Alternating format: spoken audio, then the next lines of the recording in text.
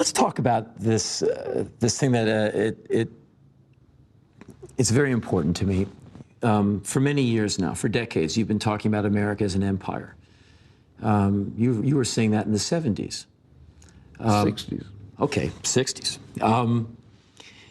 Let's talk about America and empire and make people understand that. Well, you have to begin by understanding what we are, or what we tried to be, which was a republic, using electoral democratic processes to elect people, but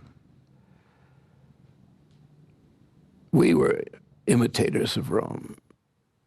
The great thinker who influenced Jefferson and Madison, the inventors of our republic, was a Frenchman, a philosopher of the Enlightenment, as they called it, les Lumières.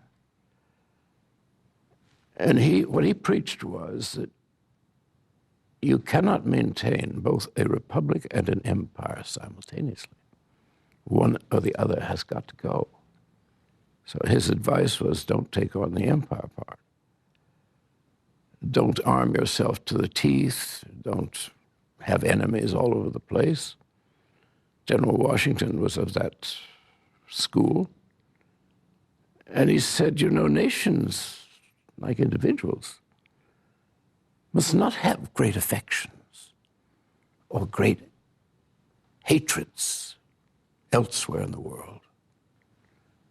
A nation only has one thing. It has interests.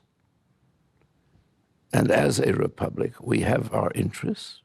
We have people, we should have good relations with everybody, do business with everybody.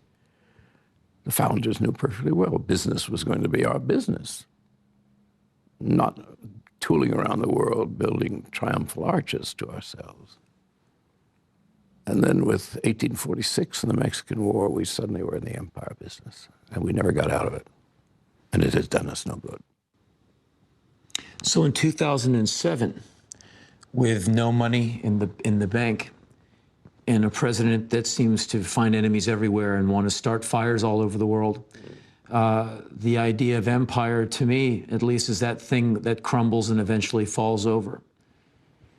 Well, of course it does. And so where do you see America in that situation?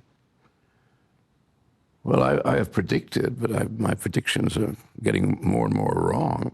I have predicted that it'll take 2 generations to get the republic back, which the Bushites got rid of. We have to get the habeas corpus back. We have to get due process of law. That you cannot be held, your money cannot be taken away from you, even with taxation, without due process of law. And that is the foundation, it's Magna Carta, it's the foundation of the Republic of the United States. It's gone. And nobody mourned it. Where were the voices? If we had a non-corrupt media, that was the media's task to explain this to people, but our media is totally corrupt and totally in the service of the Bushites. The judiciary should have spoken out against the loss of the Bill of Rights. They all want judgeships. So they're waiting for a president, corrupt president, to make a corrupt lawyer a federal judge. So they don't speak out. Who does? Writers for life.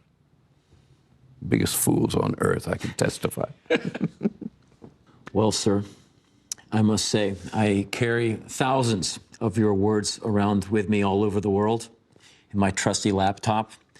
I have many of your books that have been read and reread, and you're one of my heroes and one of my teachers. And it's fantastic to have you on the show. Thank you very much, sir.